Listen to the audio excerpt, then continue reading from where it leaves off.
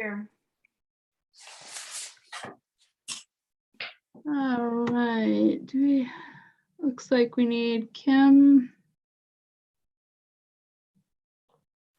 I'll give her just a minute and then we'll get going.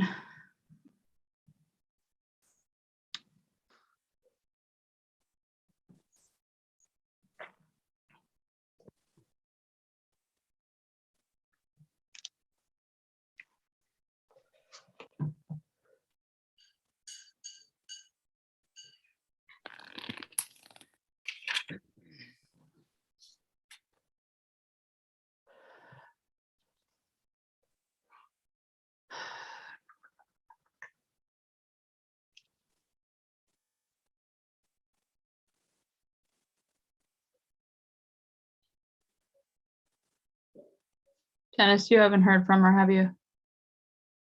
From Kim? Oh, I haven't heard anything. Okay. Well, let's get going, and I'm guessing she's probably close to home. All right, so calling the meeting to order at 6:01. First up is approval of treasurer's warrants, payroll warrants for December 24th, 2021 and December 31st, 2021. I'll entertain a motion. So move. Second. Moved by Terry, seconded by Pam. Any questions or discussion? Seeing none, calling for a vote. Terry, Yes. Pam, Yes. Dusty, Yes. and I vote yes. Passes 4-0. Accounts payable warrants for December 28th, 2021 and January 4th, 2022. I'll entertain a motion. So move. Second. Moved by Terry, seconded by Pam. Any questions or discussion? Seeing none, calling for a vote. Terry, Yes. Pam, Yes. Dusty, Yes. and I vote yes. Passes 4-0. Minutes of December 21st, 2021. I'll entertain a motion. I move to approve. Second. Moved by Terry, seconded by Pam. Any questions, discussions, corrections? Great job. Really Yes, good thank you, job. Jackie. Okay. Calling for a vote. Terry, Yes. Pam, Yes. Dusty. Yes. I vote yes. Passes 4-0. Okay. Don't believe we have any special presentations or awards or committee appointments. We do not have a public hearing this evening. Moving down to public comment. Are there any members of the public who have a comment on something that is not on the agenda? If you want to either raise your hand or unmute yourself and say hello. Hello, I do. Lucia, go ahead.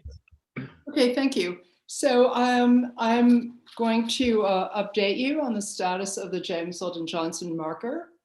Appreciate your support. And I am just going to read a little summary. I think it'll be more efficient than me just talking off the cuff. There's so many different sidebars to this. So thank you for your ongoing interest in James Weldon Johnson and in memorializing him with a marker in Wiscasset near the site of his death in 1938. While this may not be a unanimously held point of view, we appreciate the interest and openness of mind. Last summer, I'd been working with a local sculptor to design an art piece that would become the James Weldon Johnson marker. I think the results would have been stunning, but critical feedback and the activating of the Permanent Commission on the Status of Racial, Indigenous, and Maine Tribal Populations and its James Weldon Johnson Observation Task Force have added new interests and new suggestions to the James Weldon Johnson marker. To help me distill these inputs, I've recently put together a small working group to work with me to finalize the look of the marker, the location, and the cost. In addition to myself, the working group includes Shannon Gilmore, a historian and executive director of Lincoln County Historical Association, Terry Heller, member of the Select Board in appearance of the Town Committee, and Peter Wells, landscape architect. We're all deeply committed to Wiscasset and think that the combination of our skills and experience will result in appropriate and doable decisions. At your next meeting on January 18th, I'll present you with an update that includes sample images of the type of marker we're considering, a price range for the marker, and a recommended location. And at your February 15th meeting, I'll present to you a proposal for your review and/or action. I'll also have confirmed by then the availability of private funds for the marker. Thank you. Thank you very much, Lucia. We look forward to seeing that. You bet. Lucia, since that was in writing, can you email it to me? That way I can send it to Kim because she pretty much missed everything you had to say. Oh, absolutely. Mhm. Thank you. Yep, Terry? tomorrow. I don't know if Lucia added the comment that we are all also members of the task force, the state task force, the ones that she's listed. And one of the beauty of the way Lucia has done it, I appreciate, because it represents a collaboration of Wiscasset and the task force. So this is really going to work well. I appreciate Lucia. I appreciate you especially for all the hard work you've done on this. Thanks. And thanks for bringing up the point about the collaboration and how we pull together the different influences here. Yeah. Mhm. Thank you, Lucia. We look forward to seeing that. Thank you. Any other public comment on anything that's not on the agenda tonight? Seeing none. Last call. Okay. Moving down to broadband committee update. Carla. Oh, you're muted. I was all set to go. Hi, everyone. Thank you very much for having us on the agenda for tonight. I sent you all a background piece that I'll probably just quickly go through. I don't know if everybody has had a chance to read it or not, but it's basically where we've been and where we're suggesting that the town go on broadband for the next steps, and also in preparation for a budget for the committee. So what I basically said in the paper, some of you participated on an ad hoc committee that we formed in 2018, 2019. And we had good representation, but the pandemic basically halted that.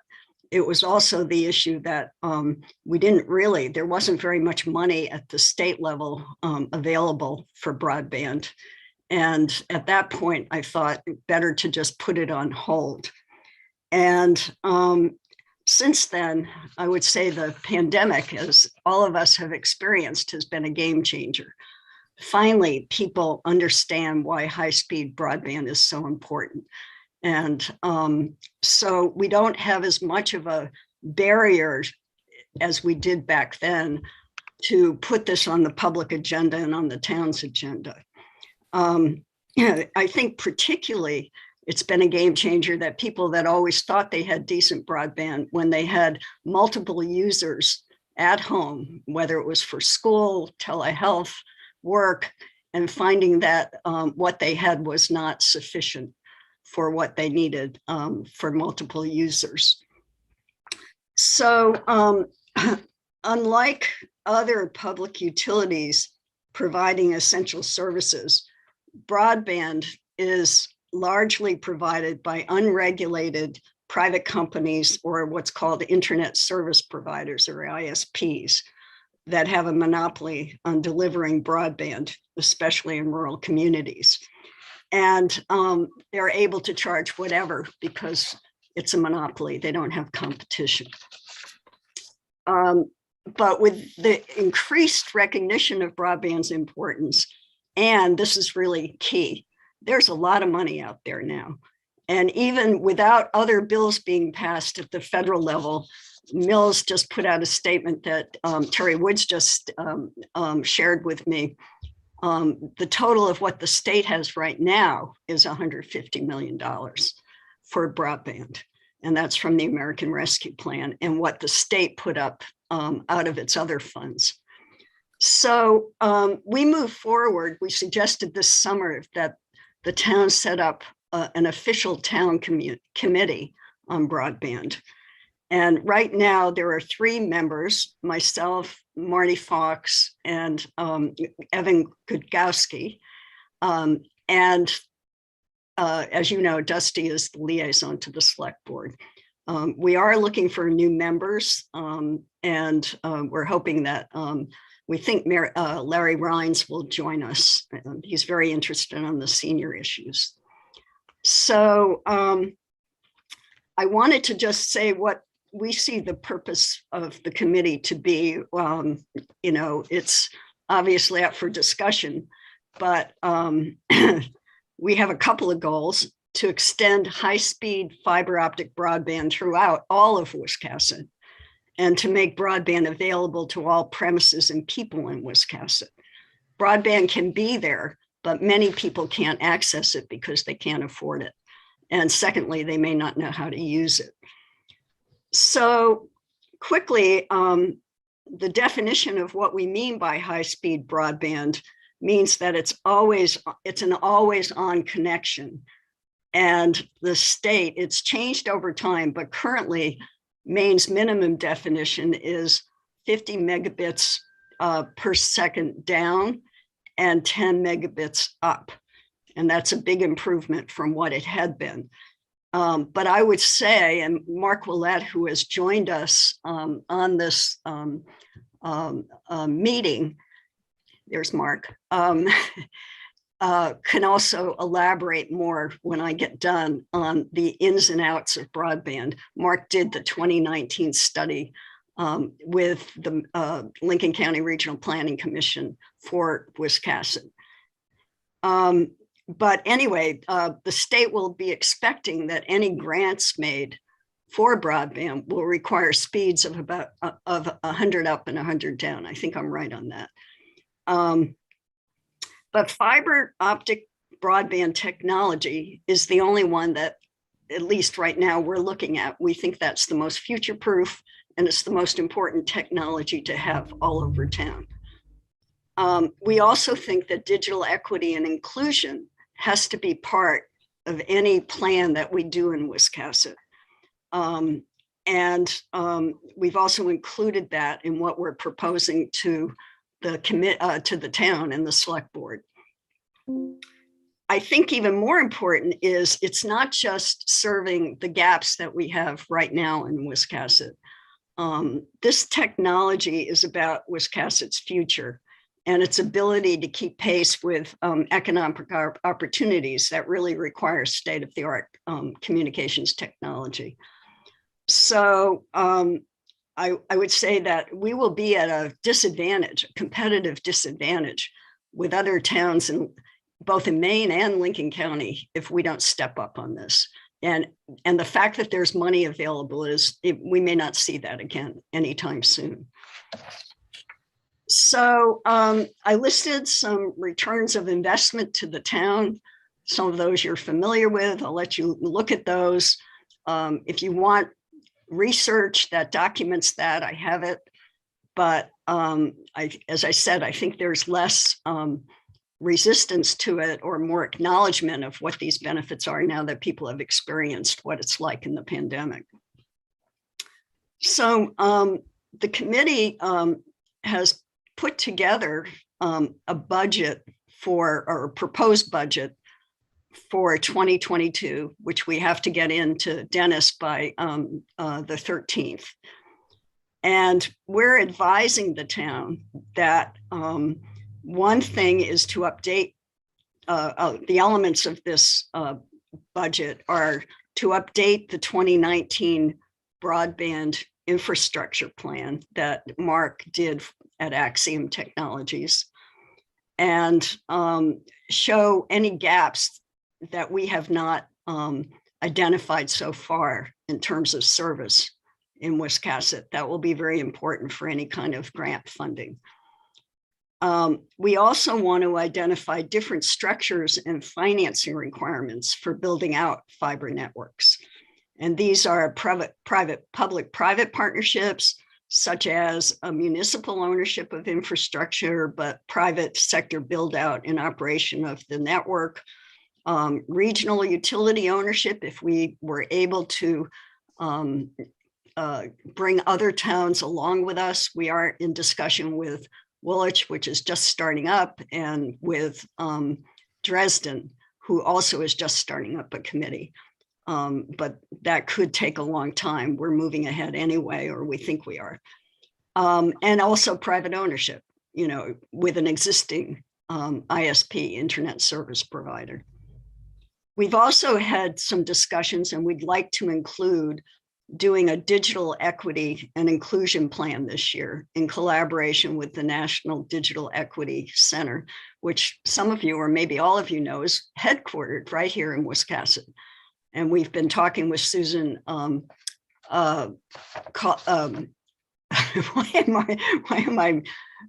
Corbett on this. Susan's a leader, not just in name, but nationally on digital equity. So we believe this kind of planning work scheduled for the next year will allow us to take advantage of any funding opportunities to support our broadband goals this year. And we are suggesting to the town a budget of about $10,000. $5,000 to $7,000 of that would come from the town, and we would be able to match that or even exceed the match with money from the Island Institute. We also invited Krista Thorpe to attend. I don't see her yet on this call, but Krista is one of the program officers for, I guess that's her title, broadband coordinator for the Island Institute, and they do make grant funds available with a town match. So that's the budget part of this.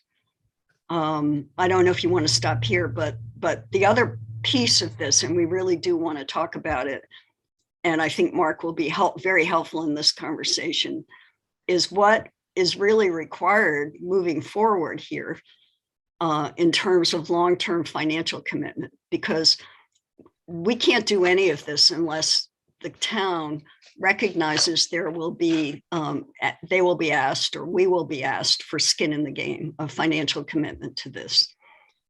And I personally, I wouldn't be involved with this if I didn't think it was a really important investment for the town. I see Evan and Marty are also on the call, or also at the meeting. I don't know if either of you want to talk about it, but maybe the best thing would be for Mark to give a little bit of background of what the plan was that Mark did and what it would take to go forward, and what the differences are with some of the towns you're working on, because some of them are doing municipal ownership. So it's your pleasure how you want to proceed, both on the budget discussion and on, what is the long term for this.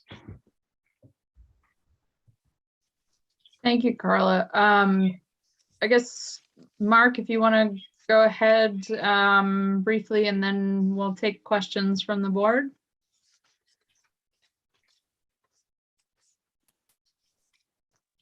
Okay, getting there. All right, everybody hear me okay?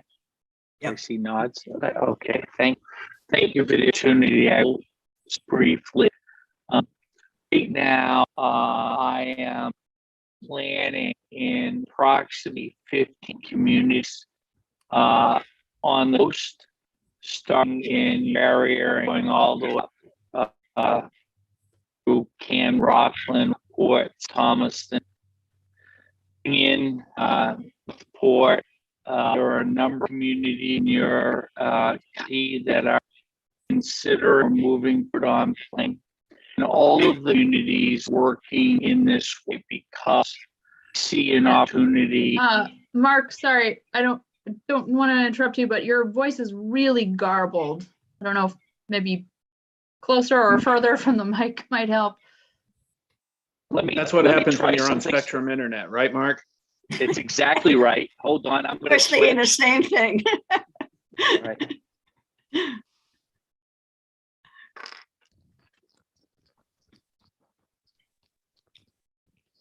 Scarborough doesn't have fiber, or at least not where Mark is.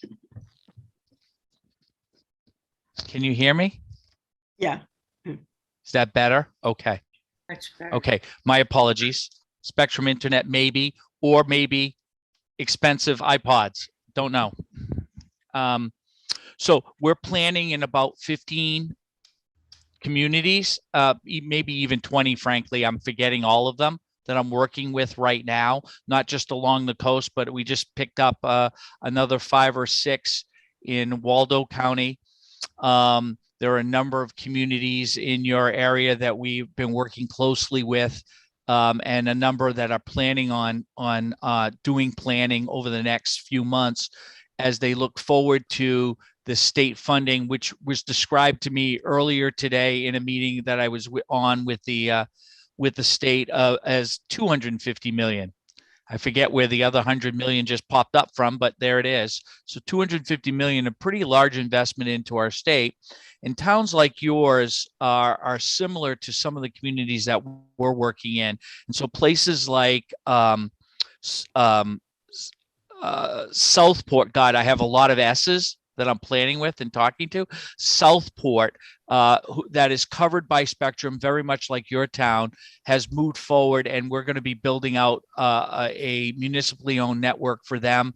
They just started a couple of months ago and got funding through their town for a municipal bond, and we're now working with them on applying for some grants at the state to serve those unserved areas in the community. And so that'll be our next step with them to try to reduce the cost. They've also committed their ARPA funds to the project, and they have been they've gone to the county and asked the county for some funding from the county ARPA funds to try to put together a project that would have no taxpayer impact over time, because the subscribers to the system would pay back the bond that they are going to undertake. They're going to take in the spring sale. So it's a very cool model, very interesting model, and it's one that could potentially work in your community. And one of the things I think Carla and the committee have been thinking about is, in updating the 2019 plan that we did not include all of the pro formas, the 5-year revenue projections, and a bunch of other things that have evolved over the last couple of years since we originally did that plan, in our thinking on how to give the town a better representation of what the options are moving forward financially, and just from a feasibility and risk perspective. What is really the risk to the town in moving forward with this kind of initiative? What does that look like, and how does the money all come together? So I'm super, what Carla's asking for is something that's been very common across communities of your size. It's a very small amount of money, and relatively speaking, and most communities, as I said, I've got about 15, 20 right now, are moving forward at that relative price point, $10,000, $12,000 they're trying to raise to get this planning either restarted in your case or begun in other people's case, other towns' cases. And all of these financial mechanisms and ideas are all going to be built into the plan, whether a municipal network makes sense, whether a private network makes better sense, whether you can attract the incumbent provider to upgrade their service, whether you want to work with a new provider. All of these questions are questions that broadband committees, not just in Lincoln County, but across Maine, are looking at now. So appreciate that. And Carla, if I've missed, or Evan, if I've missed something that I'm supposed to say, please let me know, but I'm happy to take any questions.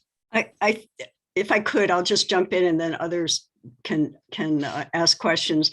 I think maybe elaborating, You're it's- muted, Carla. Oh, I'm muted. No, she's fine. No, we can hear you. You can hear me? Okay. Yep. Mark, can you hear me? Anyway, that the advantages of municipal network over time, and actually the cost advantages. You can't hear me? We can hear you. I think it might be your headphones, Mark. We can hear.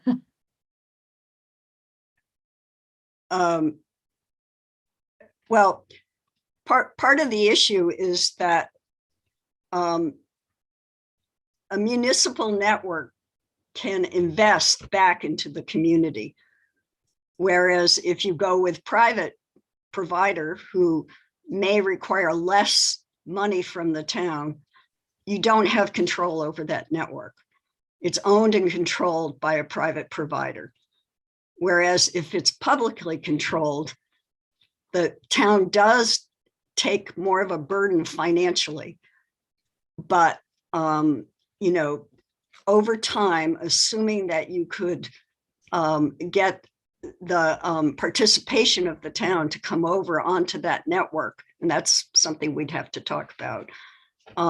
There will actually be money to pay off a bond, and over a long period of time, there's money, extra money that can go into digital equity, to go into other things that are really important for the town. So part of what we would have to be looking at in this year is making the clarification of what these different models are and what the impact is on the town and what the political potential is of the different scenarios. Did you hear that, Mark? Part of it.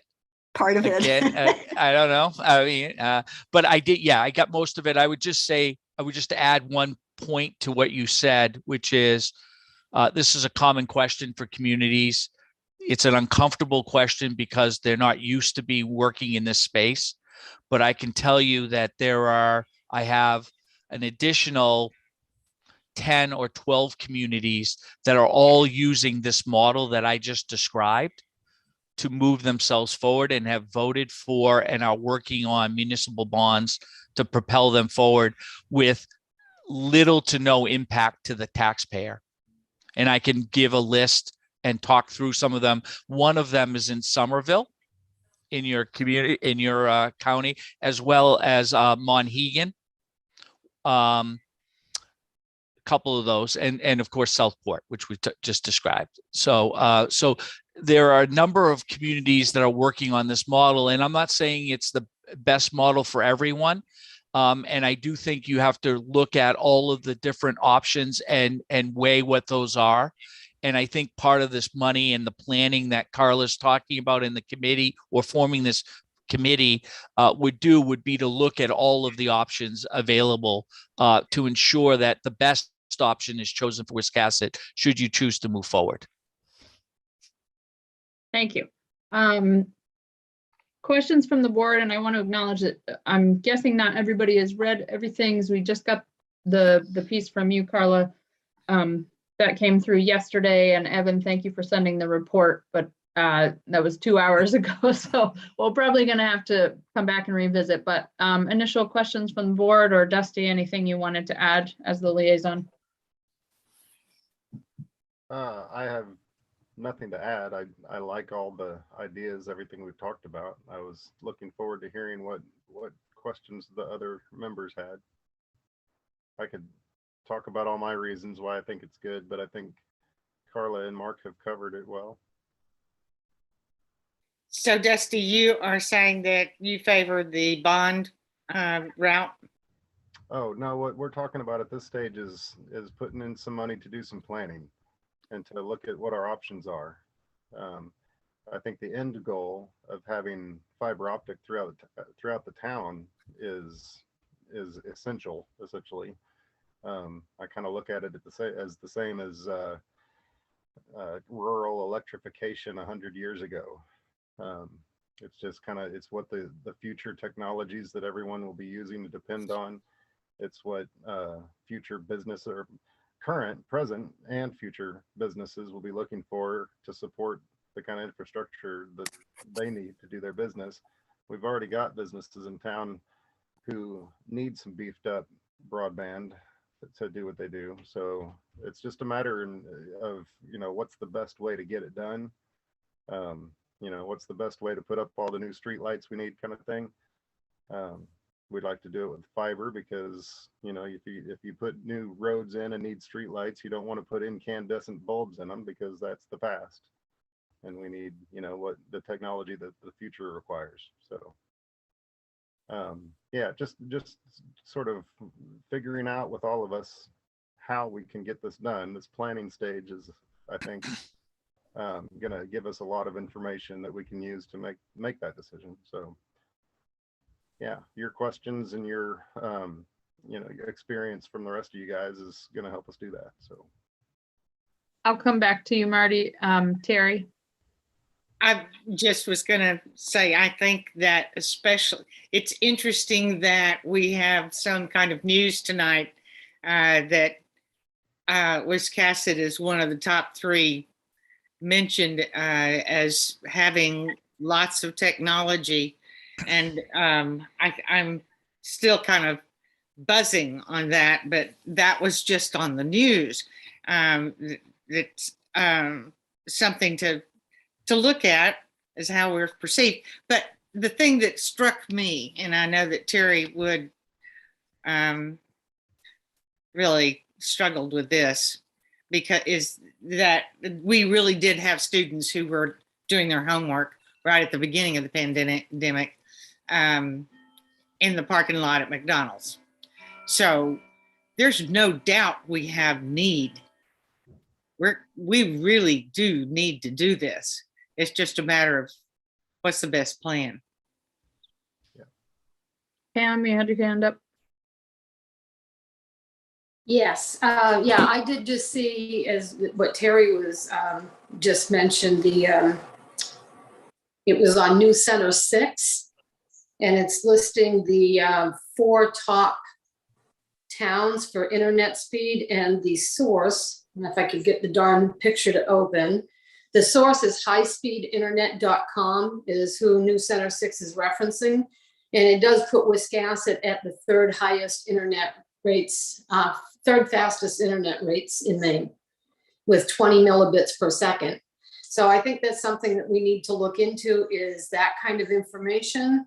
And I think I need to read the 71 pages that Evan just sent to us at 4 o'clock this afternoon. I didn't have time to read it since then. And the seven pages that Carla sent us today, before I'm really going to be ready to have much more of a discussion on internet in town. And also looking at some of the things that Dusty referenced, the other things in town that we also need to focus on that are going to be expenses to the taxpayers, keeping all of it in mind. I'd like to read all the documentation and then get back to this discussion at another time. Kim, you had a question, and then I'd like to go to Marty, and then we can come back to board questions. I think one thing, wait, can you guys hear me? Yep. Oh, these are my new Christmas AirPods, so I wasn't sure if they worked. Okay. One thing that I'm aware of is that there's a difference between download speed and upload speed. And a lot of people measure and talk about, and internet sellers sell the download speeds, which are pretty quick. But when you're uploading large files or videos, Wiscasset is, I don't know how it compares in the numbers, but from my own personal experience, it's incredibly slow. And if we are hoping to be a place where people are able to work remotely, we'll need to have really fast upload speeds to be competitive. And then in terms of internet availability, it's just not everywhere in our town. I think the closer you are to Route 1 and the larger, maybe 218 and 27, you've got more internet. But I did work at Wiscasset at the beginning of the pandemic, and we had lots of kids who had no internet at all. And then we distributed lots of hotspots. Many schools around the state distributed hotspots, and they didn't work very well either because there were, it's just not a lot of like Wi-Fi reach or data reach here in Maine, in this rural state. So it's definitely something that I think is important. We need to learn more about. But yeah, Pam, I'm with you. I did not read the file that was sent this afternoon. So I look forward to having another discussion at a future meeting after I'm able to read all of the information. Marty? Yeah, two things I wanted to mention, expanding a little bit on what Carla said regarding the digital equity. There's a way to, by working through with them, we can lower the cost to low-income families to purchase computers, education, and what else? Oh, and the cost of the internet. I believe they could subsidize it for the people who participate in the education program to $50 a month for the internet. The other thing is we'd like a decision from the, correct me if I'm wrong, Carla, we'd like a decision from the board whether or not to proceed. We really don't want to wait until the budget time and get a town approval for a relatively small amount of money. So maybe you could bring that up at your next meeting to decide whether or not you want to proceed. Dennis suggests that we could possibly use the funds from the ARP money. But time is of the essence. Evan just shared with us the meeting with Damascotta and Newcastle, and they're moving forward with their plan. So time is of the essence because the money is there now, and it's basically now or never. Other, Just to follow ahead. up on Marty, I understood we had to get the budget to Dennis by the 13th, and then you all have your processes, I understand, for going through the budget. So I don't actually think we can accelerate your process, but we wanted to have What this I'm initial saying is discussion. possibly the money could come from the ARP money or, other funds that they may have aside just to speed up the process. well, I think happy to have other questions asked, but I think at this point, I think we'd like to put it on the next agenda perhaps so that everybody can go through all the documents. There was a lot there. And I know in addition to those who have said they need some more time, would like to fully read through them as well, so. Sarah, might ask, given that we have Mark here, elaborate. I think Kim did a good job about up speeds and down speeds, but your impression of the naming Wiscasset number 3 in the state. I'd love to hear your opinion about what that too. might mean. Not having seen the article, I guess, but what, because I mean, we do not have fiber all over town. And You're not number 3. I don't know what number you are, but number 3 is not it. And I can tell you you're not number 3 because I have 3 communities that have better speeds than you in my own network. Much better speeds, like 10 times better speeds. So, I don't know where the information came from or what happened. And I'm not saying you have extremely poor connectivity. There are many communities in rural Maine that don't have what you have. Let's be clear about that. But what we're finding is all communities are really struggling as demand rises with the current technologies available.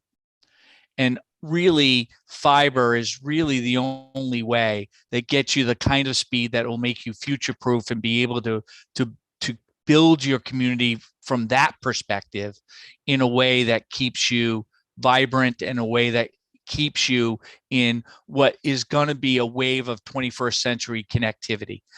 Ultimately, everybody's delivery system is going to come through one pipe, and it's going to be fiber, relatively speaking. That's why the United States federal government is making such a large investment all over, not just in Maine, but all over the United States, with billions of dollars to try to get people connected. So yes, these other technologies will have a place. 5G will have a place. Wireless, low orbit satellites will have a place, but increasingly, everybody is looking at fiber to get connected, because you can do all of everything gets delivered, all your entertainment content, all of your telemedicine, all of your educational content. Everything is getting more and more delivered through that one pipeline into your home. And it's actually a cost-saving measure also, ultimately, for the user, because they're not getting, when you look at your overall communications budget, many people are spending well over $100 when you start to add up the phone and all of the content that you're downloading and using, either through cable or other means, satellite, and all of the other, Zoom, all of it added up is adding up to, well over $100. So, being able to reduce pricing and cost to the individual subscriber is certainly something that communities are looking at by delivery through one pipe. Carla, if it's okay with you, I will dig up the recording of, and I know I have the PowerPoint presentation that you did for the comprehensive plan committee. If anyone would like more information, Carla did a really good presentation in terms of just breaking down what up and down speeds mean and all of the kind of technical terms that you hear. So I can send that around. Sure. I have it at my fingertips if you want me to just send it to you, and you can send it around or whatever. That would be great if you don't mind. Sure.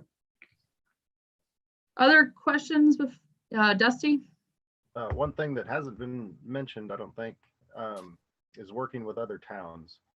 And that's something that Dresden and Woolwich are doing similar work right now, and they've expressed an interest, and I believe we can share the costs for some of the planning activities with them, and what other, whatever towns want to kind of collaborate. And yeah, I was also, I think what we're doing here, that we're on the agenda item is to update the board on the committee's work. And I think as far as decision making goes, I think and Dennis can help clarify this, we're preparing basically a new budget item that the town hasn't had before.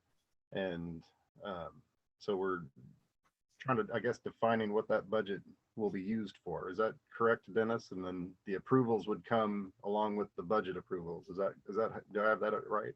Well, it depends on how much of a rush you guys are in. As far as the budget goes, yes, we should see a breakdown of exactly what these funds are going to go for. If it's going to go through the regular budget process, that budget won't be approved until July. So if this is something that they want to move quicker on, you're going to have to consider using either some of the ARPA funds or some of your contingency funds to move this ahead. So, I mean, those are kind of your three options here. Okay. And I would ask Evan, whatever you sent the board, did you send it to me? Because I didn't think I got it. Thank you. Pam, you had your hand up. Yes, I also thought something else that might be useful for during these discussions is maybe a copy of the town's contract with Spectrum that must be coming up for negotiation again fairly soon. And maybe if we saw what was actually in that contract, there might be some way to get Spectrum to step up on some of the fiber optics that they have not updated yet. Or, whatever's in there. It would be nice to see what's in that contract, see if there's anything there that's negotiable by the town to get some better service there while in the meantime. But again, that contract should be coming up for negotiation very soon, and we need to keep that in mind, and we need to be educated on what's in that before we go forward with that as well. Thank you. Other questions? Okay, so if it's the pleasure of the board, I think we'll go ahead and make sure all the pieces that we mentioned get sent around. And then Dennis, we can put this back on the agenda for our next meeting after everyone's had a chance to go through all the material. And I would say if you have questions that you think other people might have, feel free to send them to Carla ahead of time if that works for you, so we can have those answers for the next meeting as well. Terry? Just want to make a comment how much I appreciate Carla and the work she's done in this area for a long time. But I also really appreciate Mark for some of his last comments. You brought a lot of things together right there. And I would love to see that summarized in the next round of things that we do. Maybe it's in Evan's report, Evan. I look forward to reading all 80 pages. But thank you for your work. The best stuff is in only 8 of it. So it's a quick read when you get down to the Wiscasset part. Oh, okay. Good to know. But thanks to all 3 of you. And Marty, thank you. Appreciate it. Thanks, Terry. Anything else?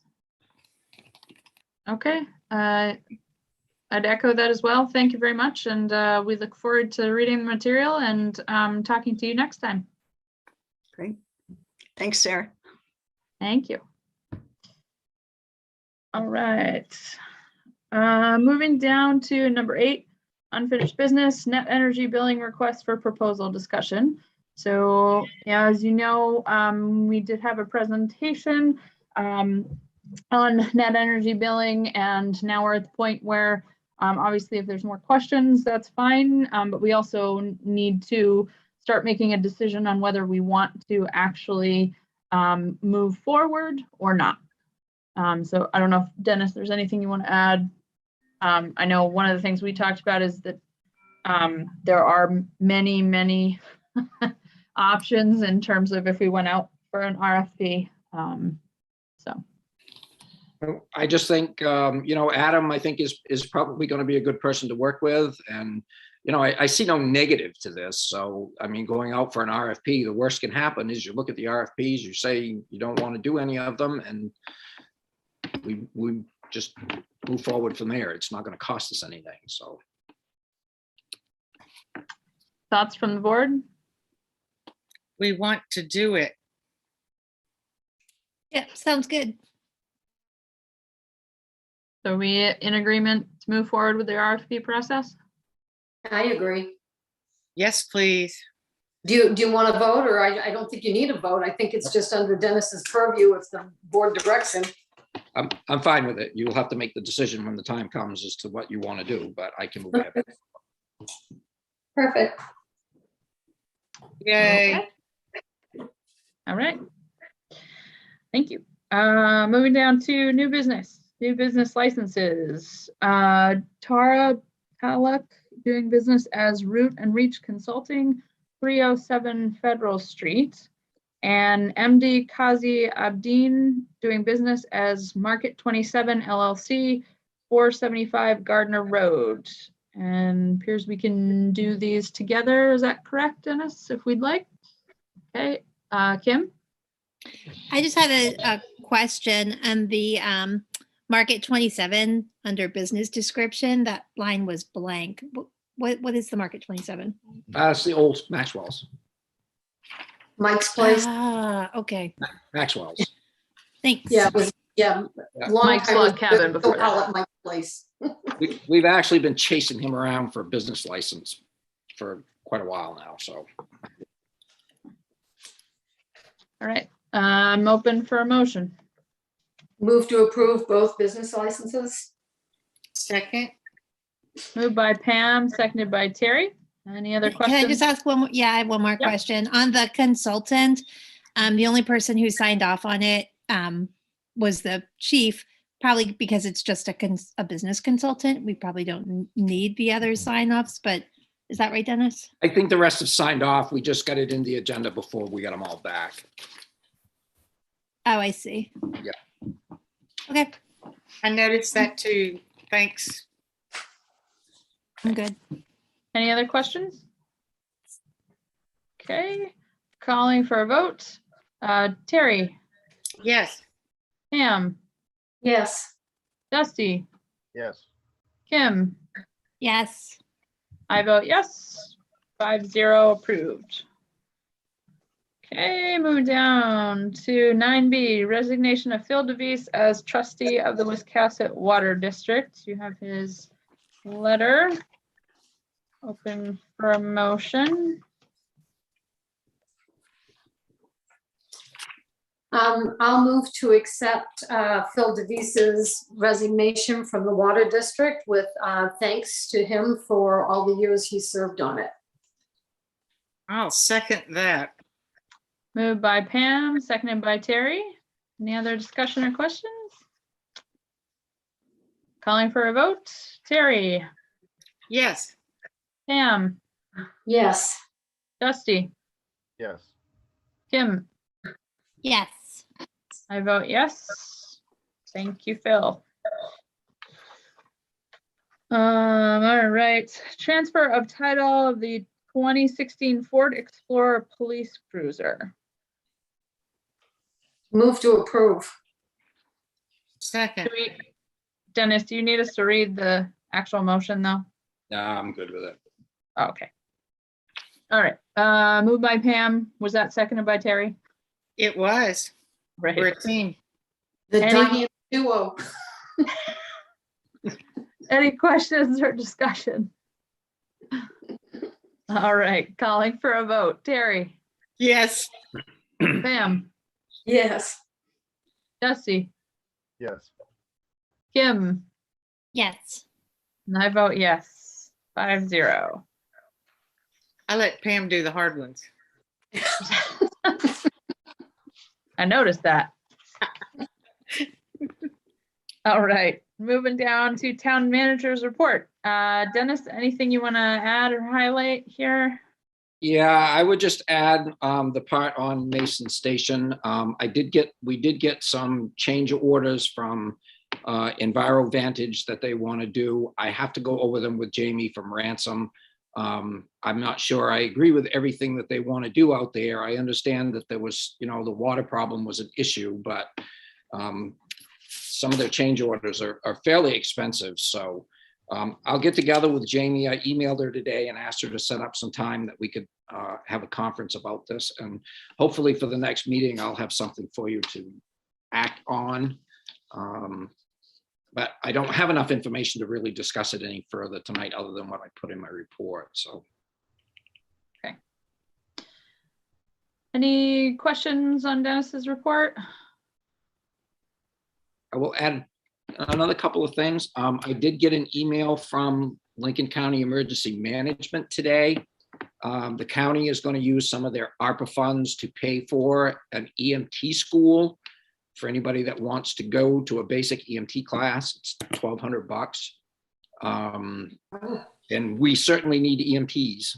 So the only requirement that I recall was that you had to be a resident of the county.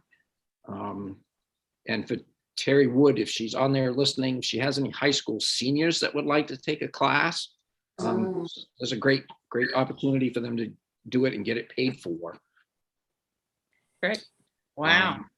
And I also received an email. We can discuss that on Thursday. Yep, I can put it on my thing.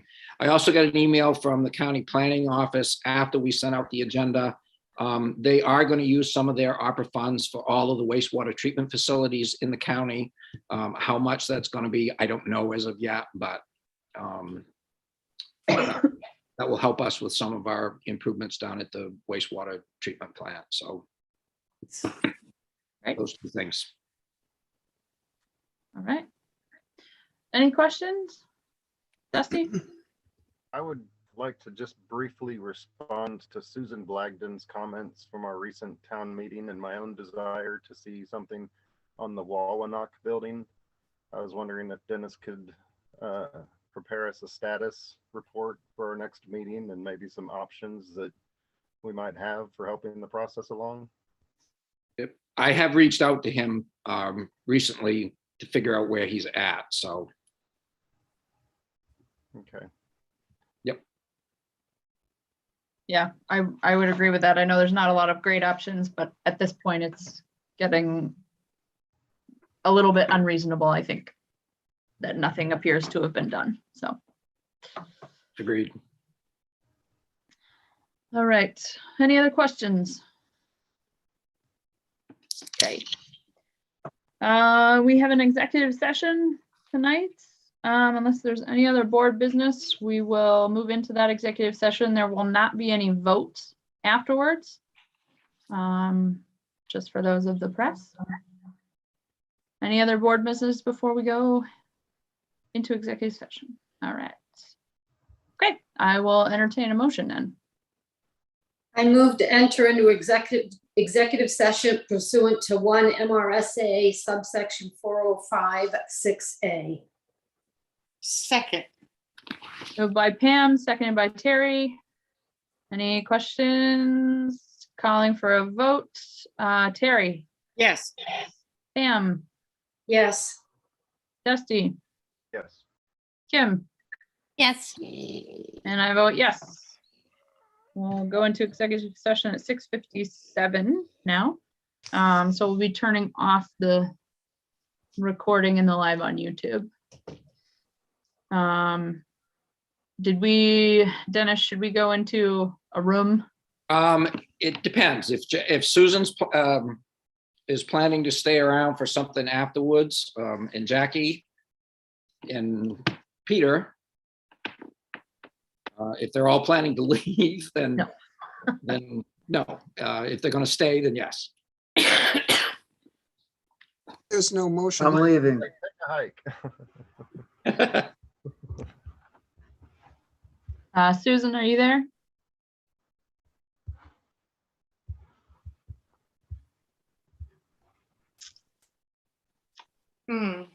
I don't know. Well, if it's easy, we probably should just go into an